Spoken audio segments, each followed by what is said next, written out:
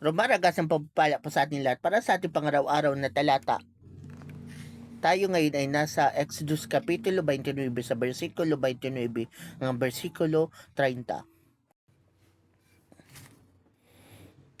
Pagkamatay ni Aaron, ang sagrado niyang kasuotan ay ibibigay sa kanyang mga anak at kanila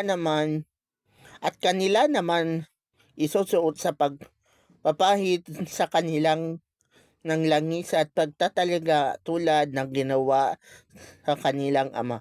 7 araw na isusuot ito ng sinumang hahalili kay Aaron pagpasok niya sa tabernakulo.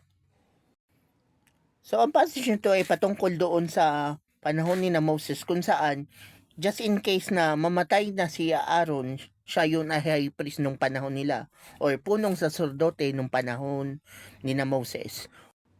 So, nakasulat doon kung ano ang gagawin at kung paano yung gagawing seremonya sa hahalili kay Aaron.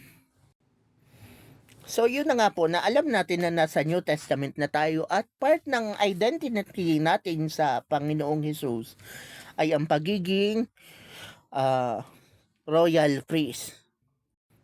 So yes, part ng identity natin at part ng responsibility natin ay ang pagdi-discipleship. So, lalo na sa mga parents. So, yung mga parents, kailangan ninyong i-disciple ang inyong mga anak. So, nung panahon kasi ni na Moses at ni Aaron, so meron silang tinatawag na generational discipleship. So, biblical principle na lang po yun kasi hindi naman natin pwedeng gawin yung mga ginagawa doon sa Old Testament. Obsolete na po kasi.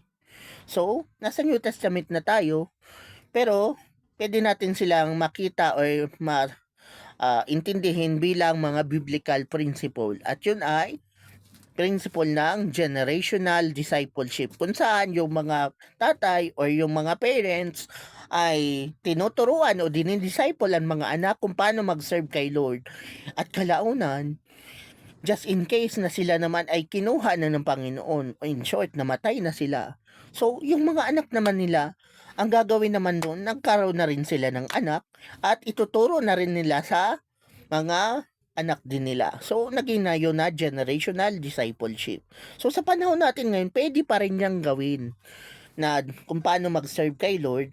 Yung parents, itinuturo sa anak at kalaunan, kapag kinuha ka na ni Lord, yung anak mo, ituturo niya rin yan sa magiging mga anak niya. So yes, generational discipleship.